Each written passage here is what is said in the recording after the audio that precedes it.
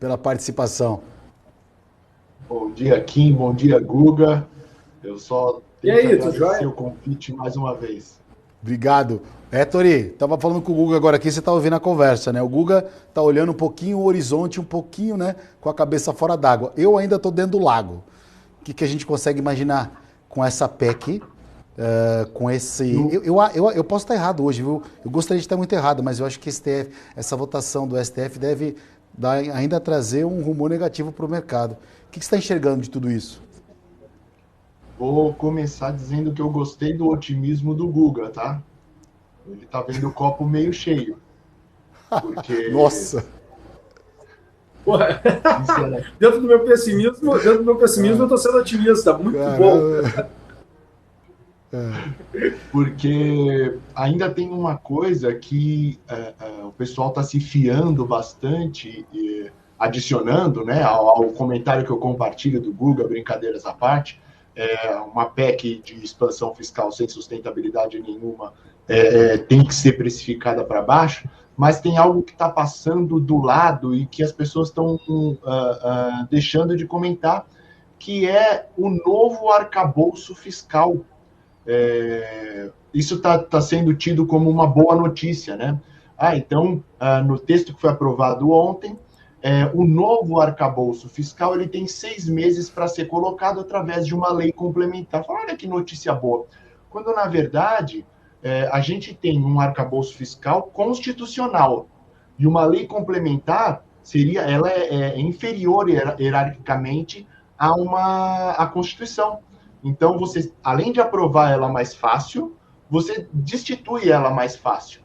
E fora isso, o governo tem 6 meses, o executivo tem 6 meses para apresentar essa lei complementar. Em sendo aprovada, ela extingue o teto. Ou seja, o waiver de 2 anos, ele não é por 2 anos. Porque ele é um waiver para o teto. Se eu acabo com o teto daqui 6 meses, ou se tramitar, demorar para tramitar essa lei complementar, eu acabo com o teto daqui 10 meses, eu não preciso de um novo waiver. Eu já pego esse gasto e torno ele perene, né? Então, não se trata de um waiver para 2 anos, a não ser que alguém acredite que, não, nessa nova regra, o pessoal vai botar o teto de gasto, ou vai botar a Bolsa Família de volta para o teto e vai fazer uma reacomodação de dispêndios.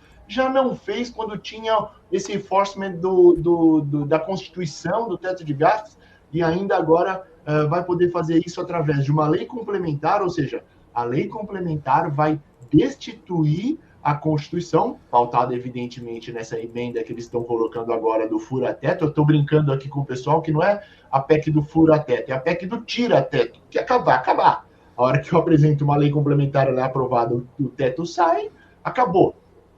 Então, por isso que eu falei, brinquei com o Guga aí, que está sendo até relativamente otimista, né? O jogo de retórica ele está intenso. Então, aventou-se 200 bilhões inicialmente, 198, e agora estão falando em 145. Nossa, desidratou bem. Na verdade, não é 145, né? São 168 bilhões de waiver. Pode vir a desidratar mais. Pode, mas a conta essencialmente começa a não fechar. Só o Bolsa Família são 150 bilhões por ano. E aí eles ainda querem um espaço para investimento e tudo mais. Então, assim, infelizmente, eu estou mais pessimista do que o Guga, considerando que não é um waiver de 2 anos. É uma expansão de gasto ad eterno e sem uma contrapartida que torna o texto minimamente sustentável. Infelizmente, eu estou um pouco mais pessimista, por incrível que pareça, do que o Guga aí, Kim. Guga?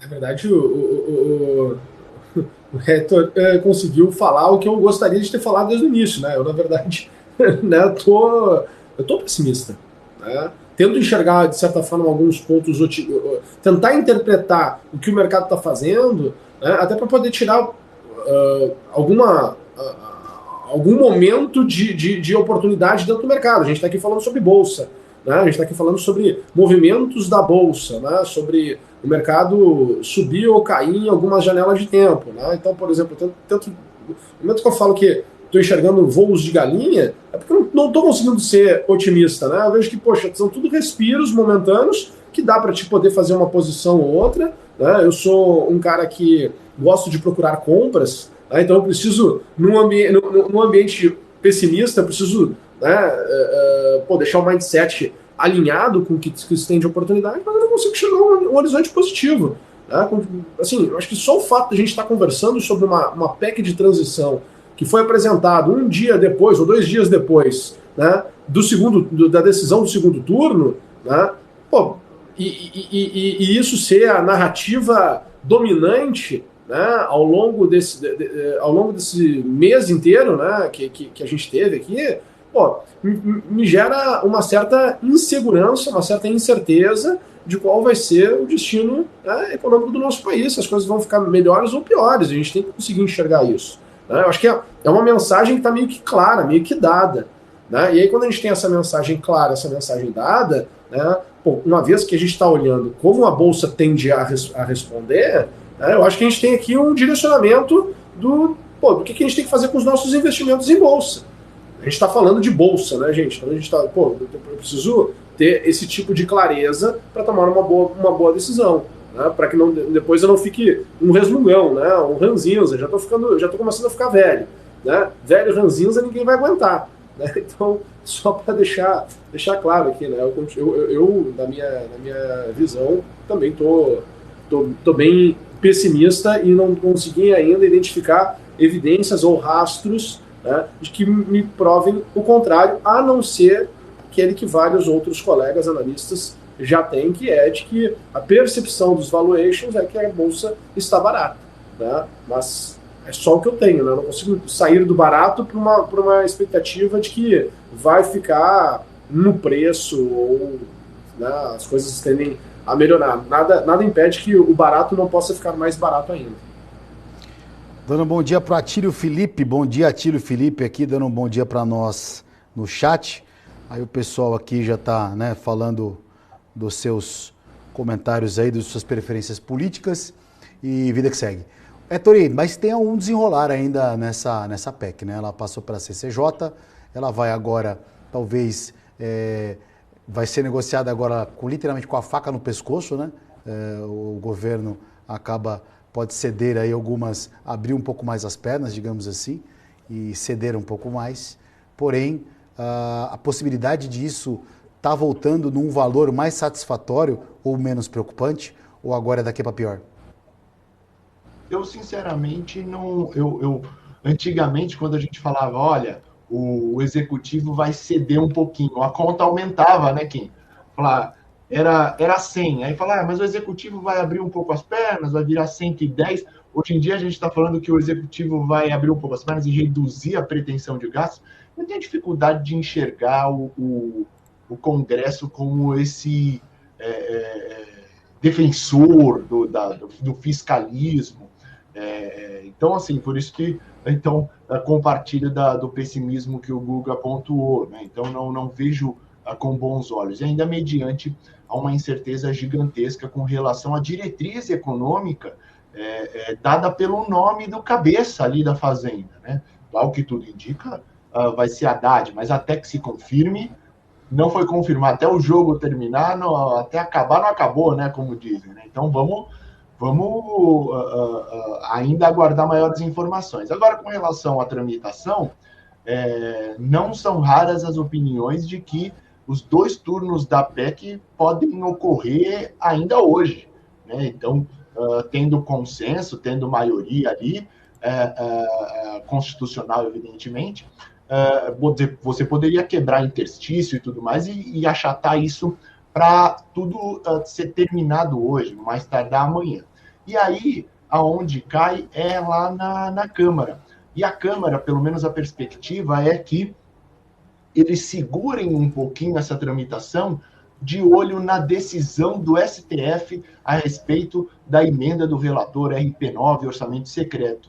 Pois, ao que tudo indica, se o STF der como ilegal, formar maioria para a ilegalidade desse instrumento de repasse do orçamento, os deputados incluiriam a possibilidade na Constituição de utilização da emenda do relator, o famigerado orçamento secreto, como eu pontuei. Então, ficaria a cargo do STF, né?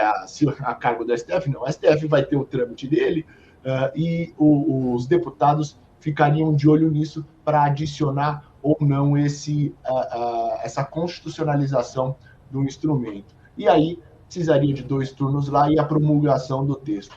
Mas, por enquanto, eu não consigo enxergar um goleiro para esse dispêndio adicional ao gigantesco orçamento brasileiro, né? Porque fica parecendo que o Brasil quer gastar 200 bilhões a mais, né? Não, a gente está falando de um país que tem um PIB gigantesco, tem um gasto orçamentário de trilhões, né? Não é de bi, de mi, não, são trilhões que são despendidos do recurso que é arrecadado do seu imposto, né? Então, de fato, é algo que acaba sendo difícil de digerir, né? Pensando no price action do mercado, como o Guga pontuou, pensando em bolsa, tá, especificamente, você olha o valuation e você acaba tendo um view de um upside, né? Entretanto, o político e a perspectiva que trazem esse grau de incerteza para o que está sendo precificado acabam gerando a compensação baixista. E, às vezes, o que está barato pode até ficar mais barato. Agora, o que eu sei é que o juro, que já está caro, até mesmo para os prazos mais longos, ele pode até piorar de maneira sistemática, sistemática e estrutural, caso a situação não seja minimamente sustentável, caso não tenha uma conta a ser pagada, uma responsabilidade, né? Então, enfim, esse é o tom que eu diria que o mercado vai operar hoje. Aproveitando que você falou de juros agora, a gente tem, lembrando para você, que hoje é a decisão do Copom, né? Hoje o Banco Central solta a decisão da taxa básica de juros, deve se manter a 13,75, né, Ettore? E 0,25, pouco provável, acho que o consenso do mercado realmente é a manutenção, mas o Banco Central havia afirmado que era o fim do ciclo de alta. O que você acha ainda que realmente é daqui para baixo ou ainda periga vir mais 0,25, meio ponto aí para 2023? O evento de hoje ele deve ser um não evento, né? A gente vai tentar colher maiores informações sobre essa deterioração fiscal. O 1375 deve ser confirmado, praticamente unânime no mercado, não conheço alguém que tenha algo fora disso, desse 1375, mas é crescente a probabilidade de uma retomada do ciclo de alta. E é isso que a gente vai tentar olhar na comunicação. O comunicado, principalmente no que toca à avaliação do fiscal, da perspectiva fiscal, ele já tinha sido um pouquinho mais ácido na última comunicação. A gente quer ver se vai ter alguma alteração ali, se vai ter alguma apimentada, visto que nós entramos com essa PEC, visto que nós entramos com a possibilidade de mudança no arcabouço de controle fiscal. E aí, como a própria autoridade afirmou, em não tendo a convergência da inflação para a meta, a gente pode sim observar uma retomada do ciclo de alta. Por enquanto, dado que o grau de incerteza é gigantesco, a gente aqui na Ativa não tem o call de corte a partir ali de meados de 2023. Só que isso vai depender muito de como o fiscal vai ficar depois dessa PEC e como as expectativas de inflação vão reagir mediante a esse novo cenário, esse novo arcabouço, esse novo desenho fiscal. E tudo isso ainda vai passar pela discricionariedade do nome a ser indicado para a Fazenda, né? Que vai, no final das contas, dar a diretriz econômica do Brasil nos próximos anos, pelo menos no governo do PT.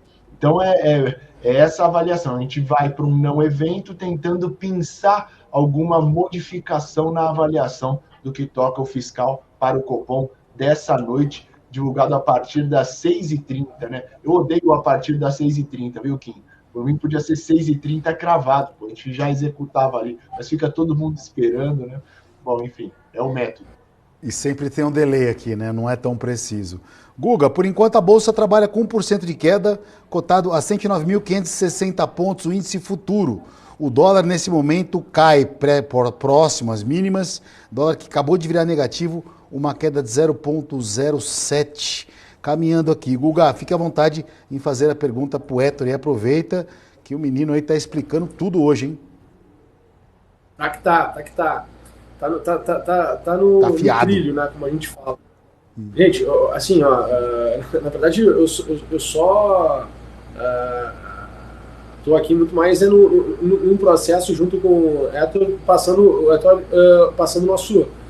a nossa percepção aqui do mercado. Né? Sim. Para mim é muito claro. Pô, eu acho que o novo governo ele tem que entregar agora um nome forte, né, para compensar essas decisões fortes que se está tendo aí em relação da PEC de transição. Porque senão é aquela história que nem quando a nossa mãe nos falava quando a gente era pequeno, né? Quem brinca com fogo, sem responsabilidade, faz xixi na cama.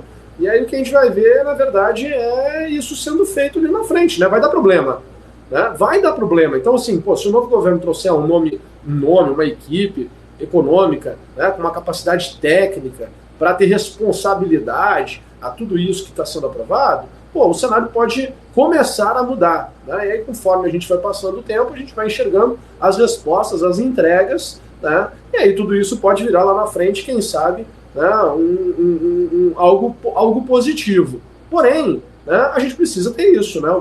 O novo governo, com essa movimentação, conseguindo fazer essa aprovação da PEC, né, de transição, cara, ele precisa agora entregar. Olha, gente, fiquem tranquilo, mercado, fica tranquilo, brasileiro, né, fique tranquilo, a gente vai lidar com isso com responsabilidade, de forma técnica e não só de maneira política. Tá? Porque a gente, se for só para a questão, né, para um lado, assim, para resolver tudo de forma política, né, de acordos políticos, a gente vai ter um problema, porque aí a gente corre o risco, né, de as pessoas que forem tocar, né, não conseguirem ter uma visão técnica e só uma visão política, e aí né, você não tem como conduzir, né, um contexto, um cenário, um país com tantos desafios que a gente está tendo no presente só com política. A gente precisa ali de pessoas técnicas que tenham uma visão de longo prazo, né, e que consigam, né, entender que precisam deixar um legado positivo.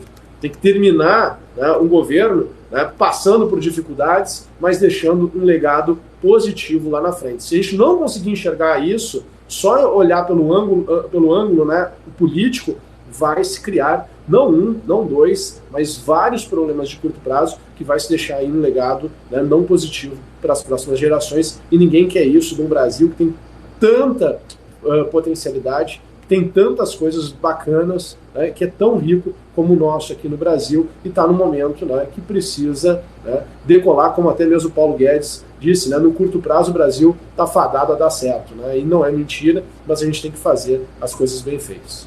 Boa, Guga, boa. Quero aproveitar, Héctor, que você está aqui, a gente falou muito de Brasil, né, PEC, enfim, desse movimento que está bem latente hoje no mercado, que é a percepção, mas eu queria aproveitar e perguntar para você sobre a próxima decisão de juros lá dos Estados Unidos, que a gente teve um payroll um pouco mais forte, até surpreendeu um pouquinho, né? Para você, deve vir 0,5% mesmo, 0,75%? Qual é a sua visão? Porque depois a gente sabe que quando as coisas equalizarem aqui, a gente vai voltar a olhar para fora e siga o mestre. Então, o que você teve dessa percepção e o que você está achando aí para a próxima decisão lá da gringa? Vamos lá. Com relação ao Fed, eu estou achando sim que vai ter essa desaceleração. A próxima elevação será de 50 pontos, visto que a comunicação oficial já trouxe isso, o Jerome Powell está reafirmando isso. Héctor, você acha que deveria continuar firme no combate inflacionário? Acho. Tem espaço para isso? Teria, mas não acho que a autoridade monetária americana fará exercerá tamanha austeridade em sua atribuição. Como você pontuou, o mercado de trabalho ele mostrou força, não só na criação de empregos, mas principalmente na transmissão do mercado de trabalho para a inflação, que é onde são os rendimentos, né? Então, o rendimento surpreendeu para cima. Isso significa que a inflação não está tão próxima assim de fazer o bottom, né? De encontrar a virada. Então, mostra uma resiliência inflacionária que os americanos não estão acostumados. A gente aqui no Brasil, a gente dá risada, né? Quanto foi a inflação? Foi 10, ano que vem vira 5, depois vira 15. A gente está acostumado com isso, né? Os americanos não estão, principalmente esse combate de choque secundário, né? O inercial, a indexação da economia, ainda que a economia americana seja muito menos indexada que a economia brasileira.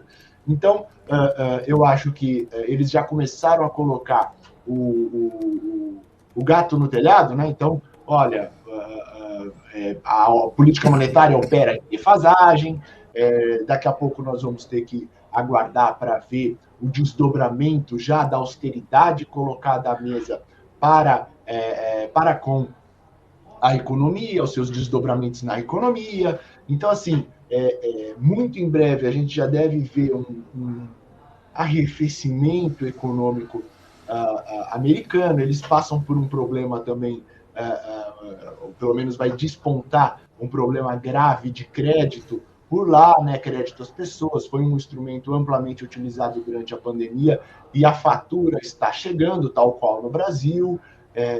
Então, assim, a gente precisa dar uma olhada para uma conjuntura um pouco mais austera e um Banco Central que, uma conjuntura não tão auspiciosa, principalmente no que toca o mercado de trabalho, e um Banco Central que não vai, né, não fará o trabalho, na minha avaliação, que poderia ser feito com a política monetária a fim de buscar a convergência de inflação para a meta. É basicamente esse o desenho que eu tenho para o Fed lá aqui.